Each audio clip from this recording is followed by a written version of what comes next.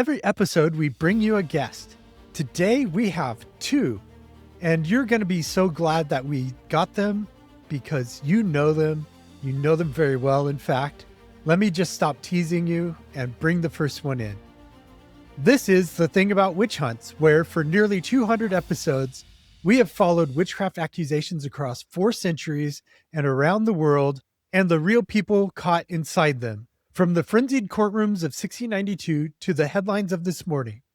My guest today needs no introduction, though I'm going to give her one anyway. This is co-founder, executive director, Descendant of the Accused, Sarah Jack. Thank you, Josh. It's good to be here.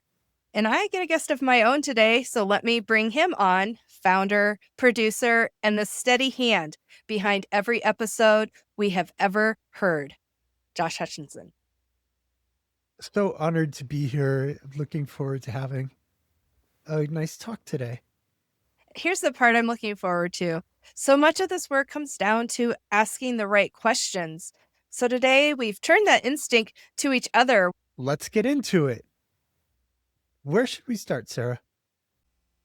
Josh, if you were forced to make the infamous Salem witch cake made with rye flour and urine from afflicted teenagers or young girls, how would you rate it on a scale of 1 to 10 for worst historical recipes? Wow, I'm sure there have been some very poisonous recipes baked before that I would say might be a worse thing to eat. This witch cake baked with rye meal and the urine of afflicted girls. I wouldn't have even fed it to the dog. That poor dog. I feel so bad about the dog. So on a scale of 1 to 10, and 10 is the worst, I'd probably put it at a solid 8. There might be things with, somebody has shredded glass and put that in your food, or they put poison in there. Those are like the only things I can see that are worse than having to go basically Bear Grylls and drink somebody's urine through eating a cake. Yeah. Let's discuss magical appliances. Maya Rook pointed out that Sabrina the Teenage Witch modernized flying by using vacuum cleaners instead of brooms, something we've also seen with Hocus Pocus and Hocus Pocus 2. In Hocus Pocus 2, they actually used like Roombas or robot vacs as broomies. What modern household appliance would you choose to fly on? My gosh. I don't know. I've always just wanted to be like Superwoman. I don't need a tool to fly. I just want to fly. But I guess if I had something, maybe it's a to-go coffee cup. So it's not going to spill. I can somehow drink it while it flies me to my destination. So I'll just go with I'll have my coffee with me. So that's not an appliance, is it? There I am. I'm always breaking rules. Yeah.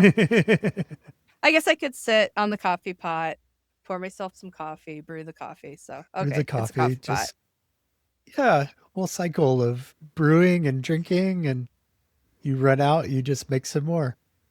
That's perfect. Way better than being on a noisy vacuum. Yeah. Josh, which accused person do you find yourself thinking about when you're not working on the shows? Is there a moment you're not working on the shows, by the way? This doesn't happen, but if I had a moment to think about an accused witch, it would probably be Samuel Wardwell, because I think about him a lot because he confessed to witchcraft and was hanged anyways. He did some fortune telling according to reports, so there's kind of a fascinating backstory with him. And were his predictions always accurate? Of course not. So sometimes he stepped on somebody's toes or offended the wrong person and got himself into a bit of hot water, you should say. And unfortunately, he was hanged in the end. But I think about him because people always say that confessing saved your life. And he knew that that wasn't true when he made his decision. He was actually going to be convicted as other confessors were in September of 1692. He was going to be convicted anyways, and eventually they would have come around to executing the people who had confessed. I want to ask you the same thing. I think I might know who your answer is, but I want to just see if it's true. Well, I think there's two.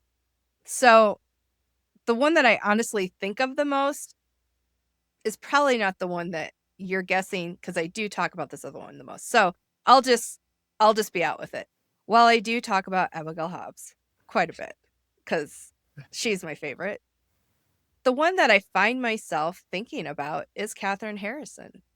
I'm fascinated because of her survival. I think the tales about her are interesting. I really would have loved to have heard her call her bees and cattle, and, the accusations of her being too good of a beekeeper and too great of a rancher, and then some of her own claims. So I think about her often because she wasn't married when it was happening, and it's like kind of the opposite of my ancestors. Those women who went to trial, the ones who hanged, the ones that were acquitted, they were married. Although Mary Hale, I do think of her a lot, my grandmother Mary Hale from Boston, because her story is really good too. It's a sailor's story, there's poison involved, but I think Catherine Harrison, I think of her. Yeah, she's a good one to think about because she made like legal precedent. Her trial did when she got her verdict thrown out for the use of spectral evidence and other questionable evidences to convict her. Her ruling was overturned. So that's fascinating to learn about. But it's also fun to learn about her, how she called her cattle. Hockenham, come Hockenham. That's just so fun.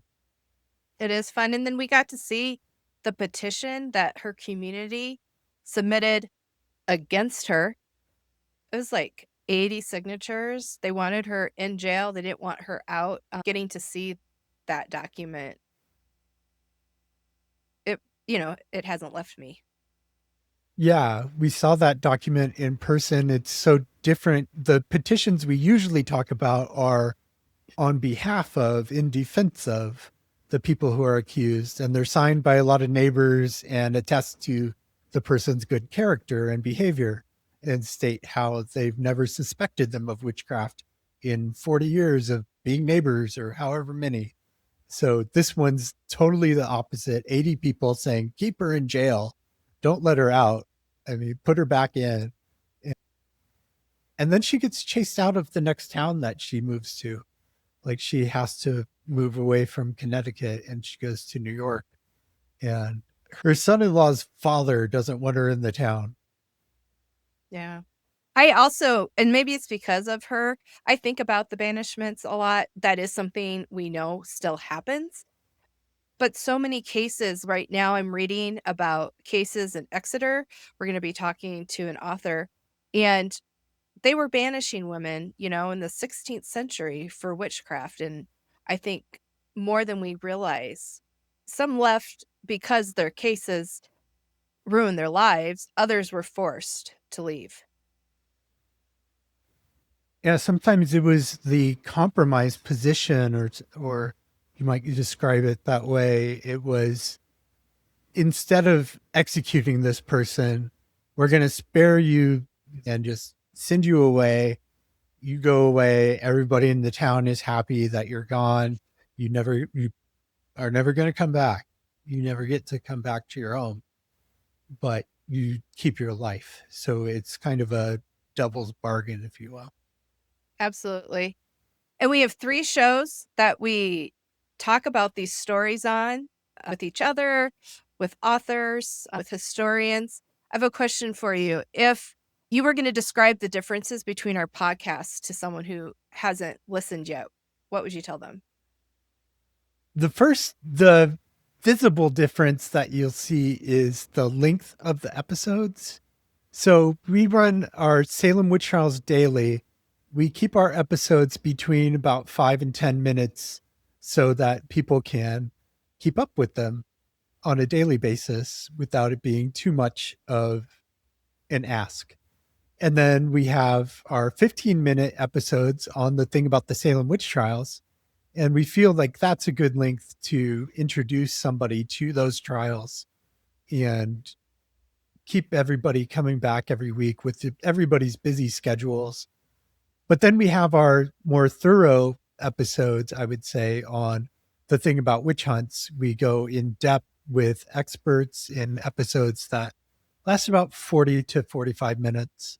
So I think it's a good mixture of the types of episodes and the length of episode to have something for everybody. I want to talk about being podcasters, having specifically the podcasts that we do with the message that we have and the topic being witch trials. When people find out that we have a witch trial podcast, what question do we get asked the most? Well, the fun part of this is, and maybe you find this too, is I usually am witchcraft explained too. And maybe that's the whole conversation. I often have to wait for my turn, even though I'm like sharing what I do and what my topic is. It is something that people are always interested in talking about. And I love how people go to what they know right away. And I'm often shocked at what they think the crux of witch hunting is, but it always gives me a place to start when I talk with them. And, if I'm getting an opportunity to chat with people like that before a presentation, obviously that'll influence how I present it too. And I think it's a good reminder where people are with understanding witch hunts, where I was once, and why we have done everything that we've done, why this topic deserves to have all this conversation around it. It's usually not a question that they're presenting to me, but more of a follow-up question like, "Oh, which countries is this still happening in?" I think when it comes to Salem, there is really this question of how innocent, like, were they all innocent, and was witchcraft involved? And yeah, that's what I think. I think people really try to understand, what was this witchcraft? Is it what we're afraid of now as witchcraft? I hear a lot of the same reactions. It's when we're talking about historic witch trials, it's that question of, were they actually witches, or were some of them, anyways, practicing some form of witchcraft? Get that question. And then when we're talking about what's happening today with witchcraft accusations that are going on around the world in at least 60 countries and affecting thousands of people every year, when we talk about those, people are so surprised to hear that that's still going on that we get a lot of questions that are just expressing their shock and dismay, I would say. People are discomforted by the thought that this still goes on today. How has hosting this podcast changed the way you research? Because you spent decades researching prior to the podcast. Has it affected how you research or argue about information, or just even how you look at this type of material? I've definitely become more efficient, I would say, at research because I'm doing it every single day for episodes, especially now that we're doing the daily podcast. We're in there reading the records from the Salem witch trials every day. Going to the primary sources is another way that it's changed me, is to not take secondary sources word for it necessarily, especially on issues where secondary sources don't agree with each other. And you see that come up in whatever the subject is. No two sources are going to agree 100% with each other because some things are open to interpretation from documents and things that we have of the past. So I've learned it's good just to start with the secondary sources, but drill down into where did they get their information. We did an interview. It was a 2-part episode with Margot Burns called How Do We Know What We Know? And that was about the primary sources and using those because that's the best way to know that something likely happened is that it was written down at the time. The projects we've been involved in and the podcasts have received coverage in international press. You've been featured in the New York Times, you've been on NPR, you've been on BBC Radio 2 with me, we've been on Radio New Zealand. So many outfits nationally, internationally have wanted to cover what we've been doing with witchcraft exonerations and just what we talk about on our shows. So, how do you make sense of the scale that we have reached without losing the intimacy of why we began? What we began was for the world, and we knew, like, we had sights on reaching anybody who needed to hear. And your idea of starting a podcast, which was inspired by all the podcasts that you listen to, and you can talk about that in reply to this if you want. But specifically, we saw that the witches of Scotland were telling the world about their accused witches. And so we knew we could do that. So I think the intimacy part comes where we have time somehow to reply to the emails and the comments often. And the comments and questions that we get, we don't get bombarded with them. But when we hear from a volunteer or a listener or a teacher or medical worker or anybody, it's always meaningful. And it propels our own, it's not just a, oh, see, this really matters, but it shows us that we're giving something for people to bite onto. And that is always the intention. That's why we did this. The need for Alice Young exoneration was so significant that here we are today, at least 400 recordings across our catalog about witch hunts. And it really started because nobody knew about her. I hope that more big networks want to talk about it and hear about what's happening because that's an audience that we can't necessarily reach.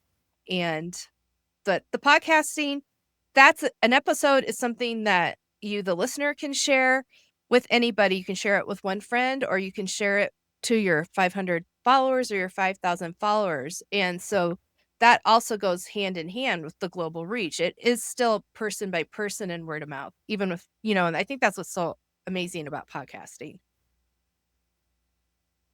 Yeah, I think it all started with Alice Young, and she was the first person in what's now the United States to be hanged for witchcraft back in 1647.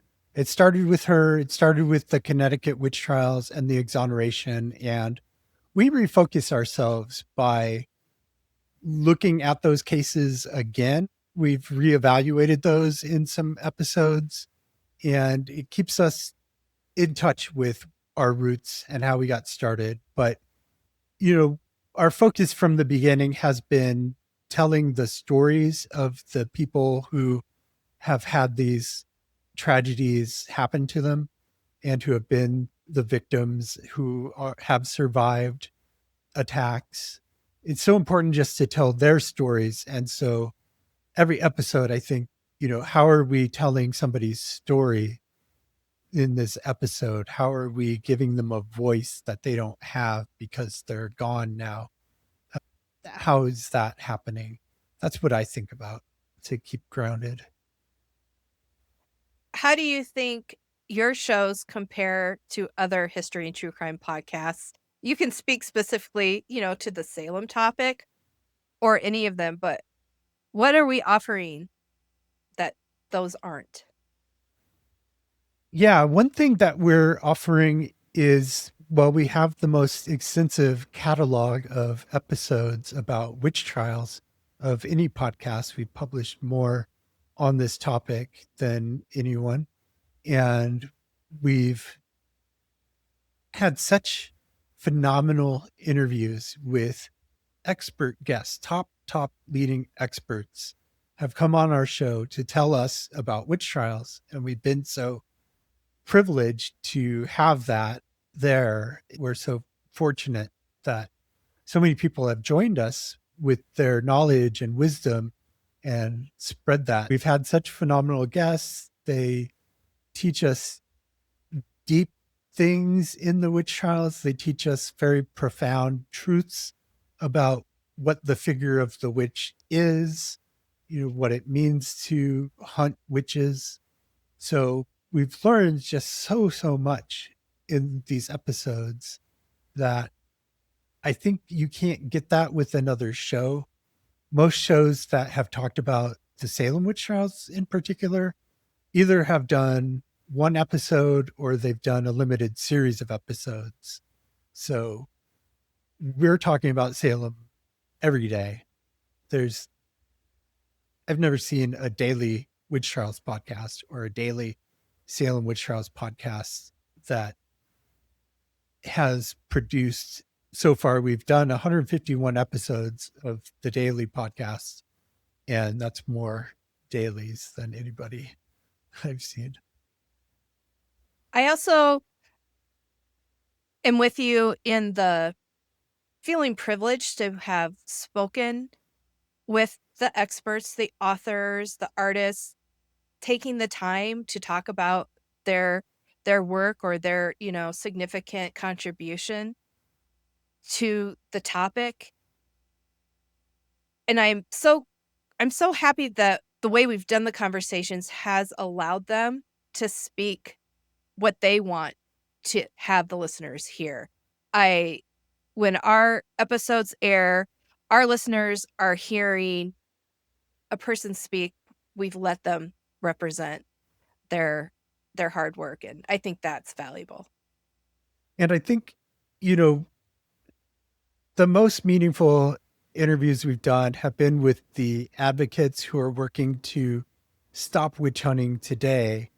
And when we had the panel from Ghana on, and one of the survivors of a witchcraft accusation actually spoke on the show, Maimunat Mohammed spoke with us about her own experience of she herself being accused, her mother being accused and called witches, and having to live with that, the ramifications of that.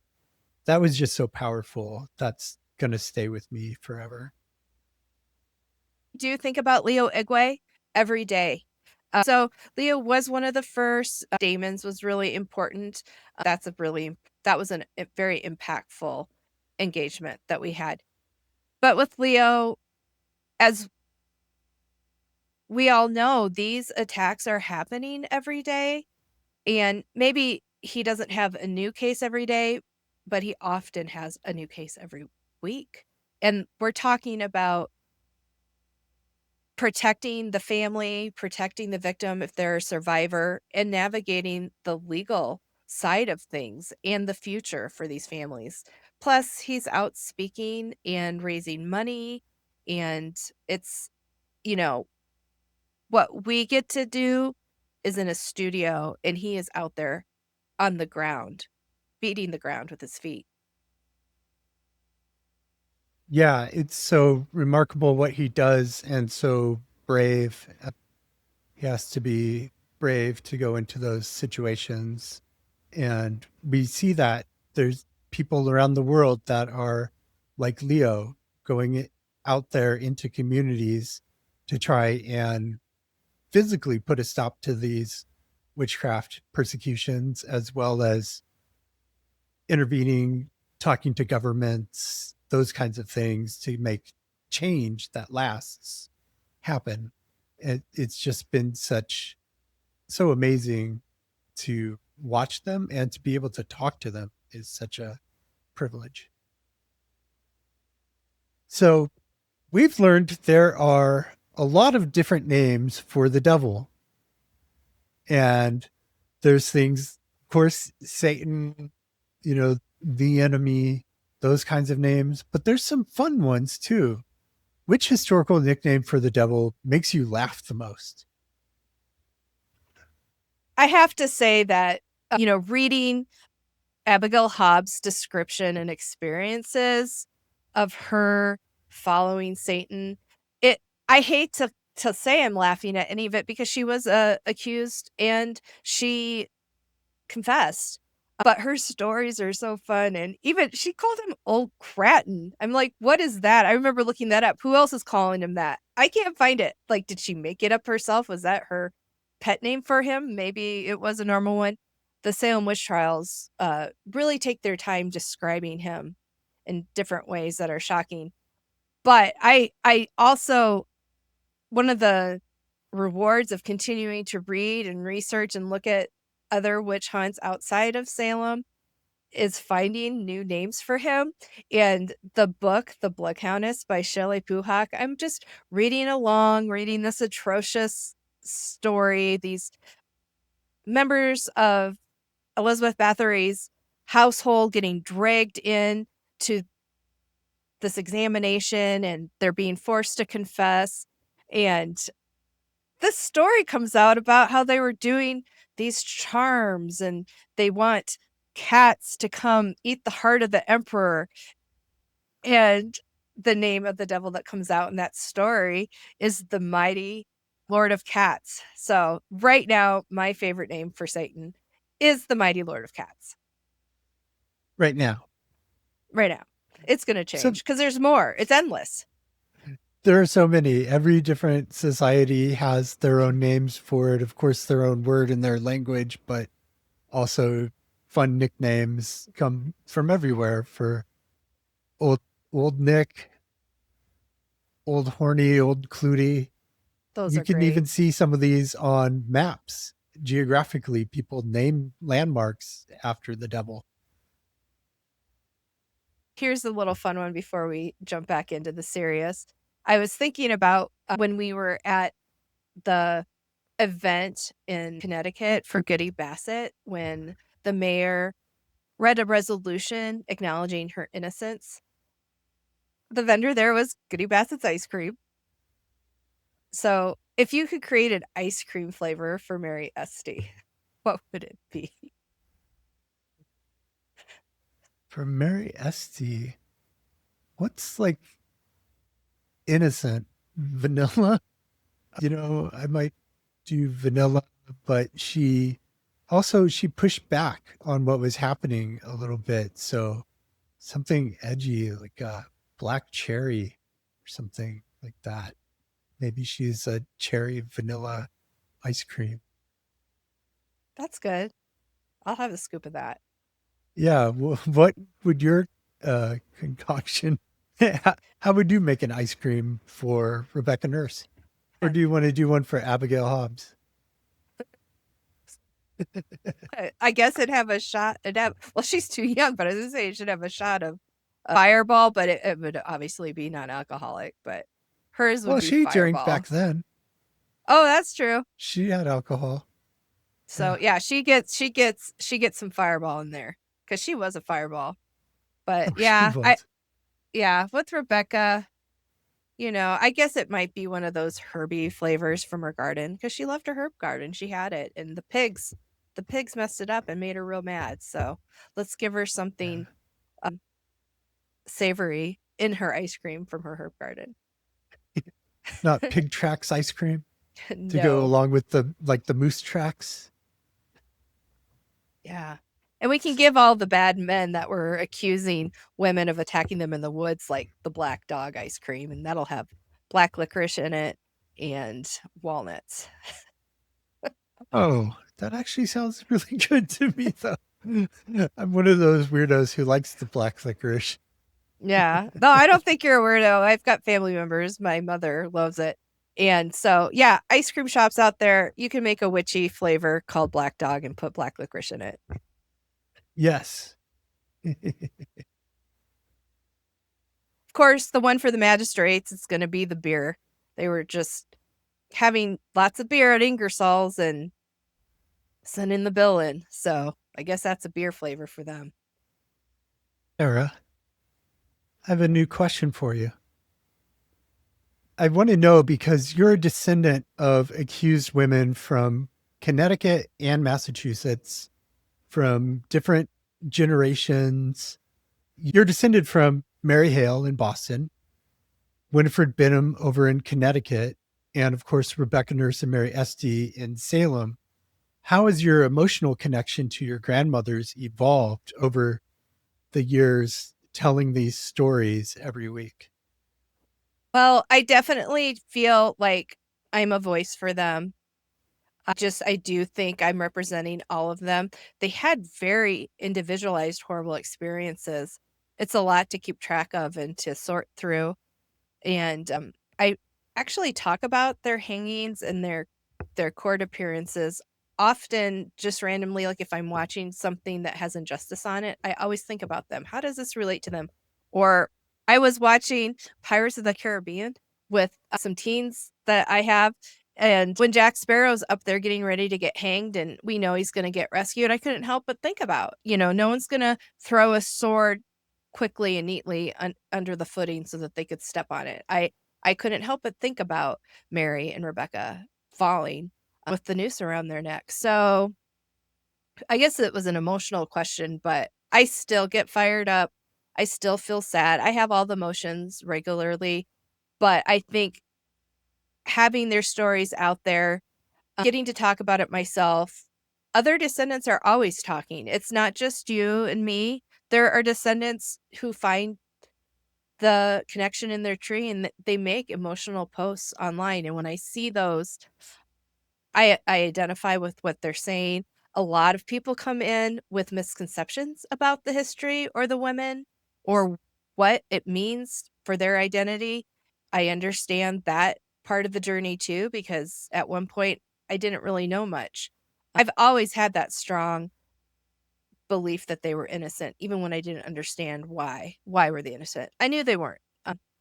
So, and I know that many, many, many people have suffered in the way that they have, and also other terrible suffering in the United States and colonial America happened. So I try to keep that in perspective too, that there's lots of suffering that we should be looking at and understanding better.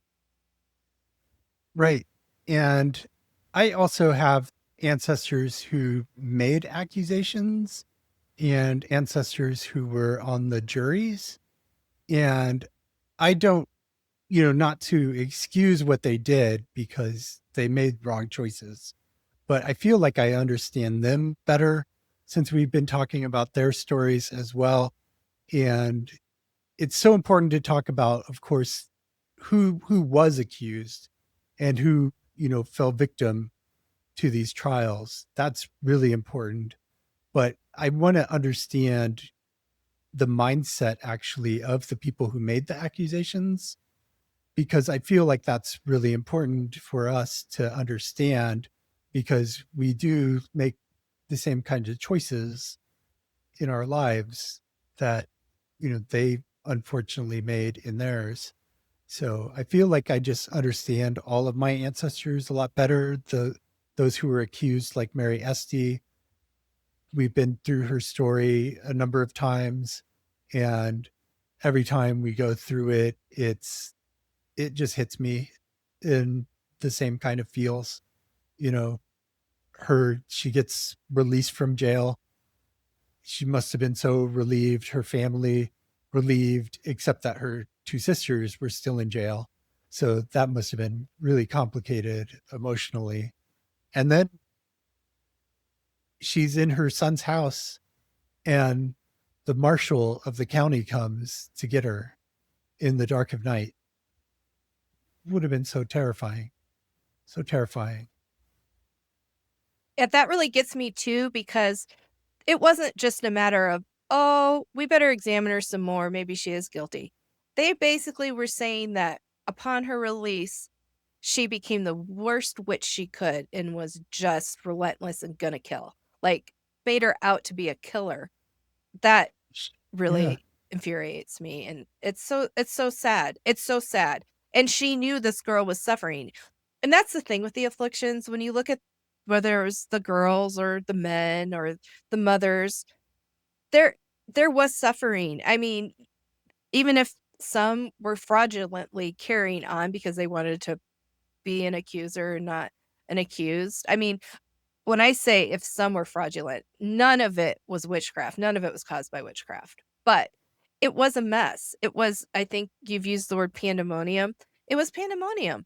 So it was just unrest, and they were destroying their own community by going through with these witch hunts and harming themselves. So it's just gross to look at, to step back and look at that. And so her rearrest is really awful to look at because people were scared and suffering, and she was scared and suffering. She was actually innocent and suffering. Yeah, the person I guess I have to work the hardest to try to understand is Mercy Lewis. That's who's in my family. She's an aunt, and I worked the hardest to understand her because she made so many false accusations of people committing witchcraft against her. But I wonder, to what extent did she believe that she was actually a victim of witchcraft? I know she was embellishing stories, uh, probably making some stories up out of whole cloth. Well, definitely making up stories about George Burroughs taking her to the top of a highest mountain and threatening to throw her down on, down below if she doesn't sign the devil's book. That to me is wholly made up. And so, I blame her for that. She's 19 years old. She's an adult. She can make right decisions. But at the same time, she's been through harrowing experiences. She's been around when family members have been killed in wars. She's lost the vast majority of her extended family. A couple dozen people from her family have been killed in the wars, and she's a refugee in a different place than where she grew up. So, very hard to know which way to go with her, like sympathetic or angry. And do you think, like, something that just kind of crossed my mind while you were talking about it? So, Mary and the others she's accusing, they're like a tangible physical thing to blame on what she was experiencing affliction wise. But they all also believe that the devil was behind this boring and violence and misfortunes and all those things. So it was like Mary and the witch crew were part of the team that was destroying their family before she even had her afflictions. Right. And I think, a lot of the, where I reference her embellishing some stories, and, there's cases where afflicted people were actually caught committing outright fraud, pulling pins out of their own clothes and stabbing themselves in the middle of court, and then pretending that a specter had stabbed them. Things like that. They're caught doing several times. They're caught in lies several times, but people still believe them and take their word for it because they're so afraid of the devil and his plan that the afflicted people are warning them about. The afflicted people are saying the devil's here to tear down the church that this colony was basically founded to host this church. And the devil wants to tear everything down that we've built. So it's this intense fear that drives things. And I think that that fear that they were actually being bewitched, which was planted in them by adults, by the way, that fear that they were actually being bewitched could have caused them to want to embellish things, make the witches in their minds seem even guiltier than they were. So it would be an easier prosecution. Uh, that's one theory. Or they, one of them actually said, we do it for sport. We must have some sport. So there's that side of it too. And I think for each afflicted person, it's probably a very different thing, their reasoning behind what they did. Yeah, I'm not related to her, but I have the most trouble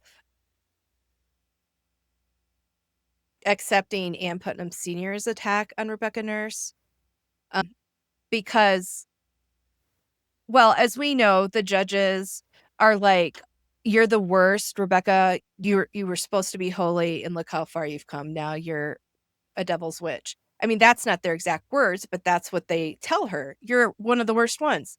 And then you have all the neighbors writing this petition and signing saying she isn't a worst one. She's one of the best one of us.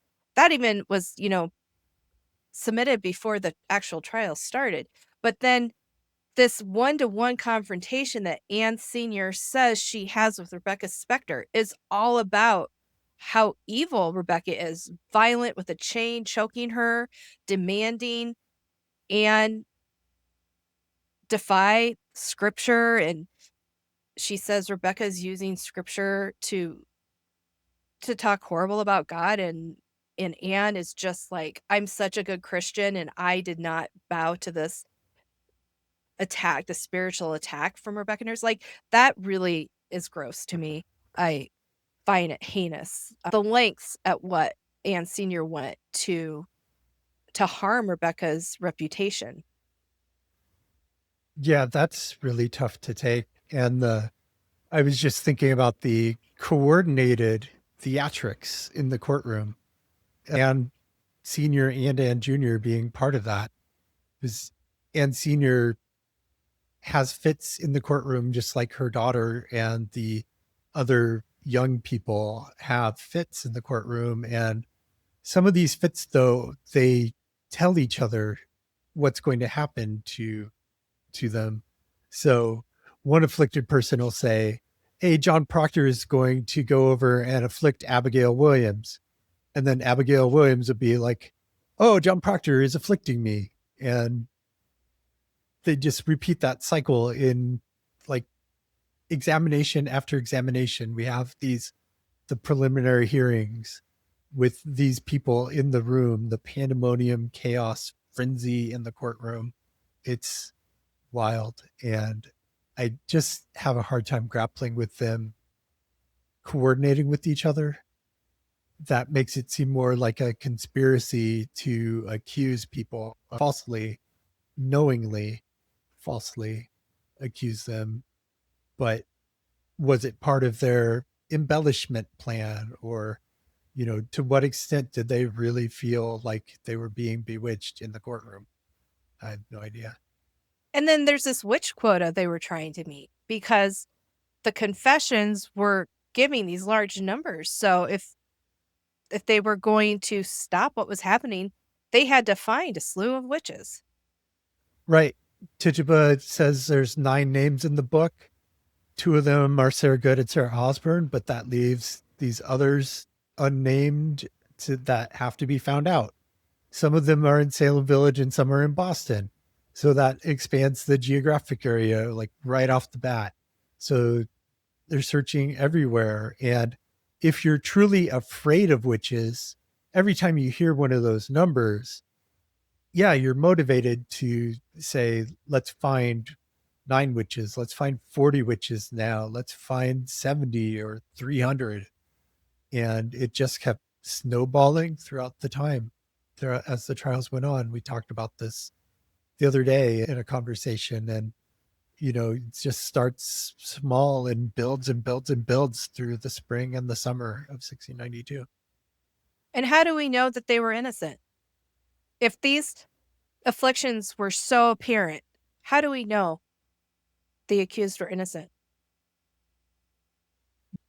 We know that everyone accused of witchcraft in the European witch trials, the American colony witch trials in the early modern period was entirely innocent, because nobody's been able to prove that the devil has made a pact with anyone. We've talked about it before. The devil's book gets mentioned a lot in the Salem witch trials. Nobody came forward with the devil's book to bring it in as evidence to prove that actually happened. So we just know that people weren't making satanic pacts in the past.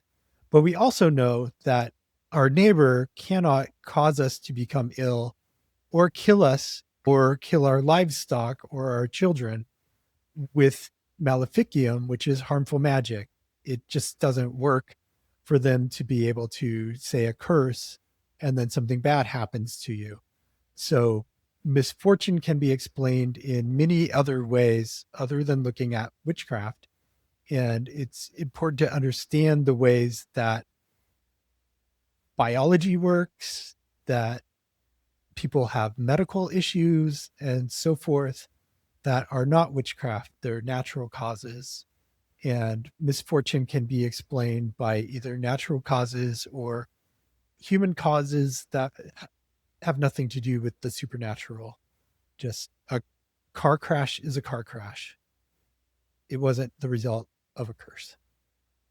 On the topic of the Salem witch trials in particular, we're now in June. And so in June 1692, the beginning of June, June 2nd to be exact, is the day of the first trial in the Salem witch trials. So we've been in the preliminary phase up to now. Now we're getting right into the courtroom. The legal drama is unfolding in the courtroom. So I just want to invite you all to come watch or listen to Salem Witch Trials Daily. You can find us in your favorite podcast app or visit youtube.com/@aboutwitchhunts. youtube.com/@aboutwitchhunts. And find all our episodes there. We have a playlist, Salem Witch Trials Daily. It's a podcast in YouTube. Listen to it. So we're doing all this producing of material into podcasts. For our listeners, what can our listeners in the community and descendants and advocates, legal advocates, health advocates, what can they do to help us sustain our projects in this mission? We're part of a nonprofit, End Witch Hunts, which is the first US-based nonprofit to advocate for the end of witch hunting and to raise awareness of witchcraft persecution going on now, as well as to educate about witch trials of the past so that we can learn to stop doing these things to each other. So that's what End Witch Hunts is about. If that's a cause you want to get behind, eliminating witch hunts, then join us. You can volunteer with us. You can do work on our projects. You can get involved firsthand. We also welcome contributions. We're a listener-supported podcast and nonprofit. We had most of our funding through listener support. So please go to endwitchhunts.org/donate, and you can donate through PayPal right to us from your bank account, credit card, anything. You can even do a birthday fundraiser or create a specific fundraiser for one of the projects that is going with End Witch Hunts. If you are curious about how to do that, reach out to us. Every dollar of support is what helps us maintain growing the podcast and growing the projects that we're doing. And a simple act you can do to support the podcast and the videos that we make is to subscribe wherever you're getting this: YouTube, Spotify, Apple Podcasts, any of those platforms. Subscribe, like the episodes, share the episodes, comment and review. Those all help us. As I mentioned earlier, Josh has been doing research on the Salem witch hunt for years and has built a wonderful Facebook community on the Facebook page Salem Witch Hunt. If you're not following that would be helpful to us. We are offering a new subscription. We're really excited that we reached that level of Facebooking. That's great for a nonprofit, and it's because of our listeners and followers. And the subscription, it's available now. Those subscribers are going to get something exclusive from us. If you go to Facebook and you click on the subscribe, you'll learn what special thing we're going to be doing for our subscribers. So that's a fun one if you're on Facebook. Also, if you're interested in being a sponsor, if your company or your family just wants to say, I want to sponsor an episode a month, or I want to sponsor an event you're going to have, you can do that. If you have grant writing experience, we definitely are looking to apply for a couple grants right now. So please email us at info@endwitchhunts.org. If you like to make a purchase and get something for your donation or giving, we have that option for you too. We have a bookshop online. It's bookshop.org/endwitchhunts. We've got a huge, great selection of witchcraft, witch hunt history books there for you.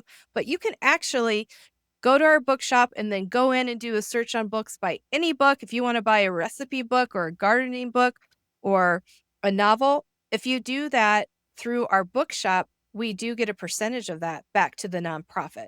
And so that's a great way. You can also go to our Zazzle shop, which is zazzle.com. We have podcast and witch hunt themed t-shirts and mugs and things like that. So our buttons are in our Zazzle shop. So if you want to have one of our project buttons, they're just a couple bucks, but that also supports our work. Here's the Connecticut Exoneration Project button. Here's the Massachusetts Witch Hunt Justice Project button. Those are in our Zazzle shop. We could also use a volunteer to help us create some more merchandise for our Zazzle shop. It's endless how you can step up and help us with your own interests. And one quick and simple way that anybody anywhere can support us without spending a dime is to go to change.org/witch trials and sign our petition. We're looking to exonerate 8 individuals who were convicted of witchcraft in Boston, Massachusetts in the years before the Salem witch trials. So you can help us with that by signing the petition. Again, it's change.org/witch trials.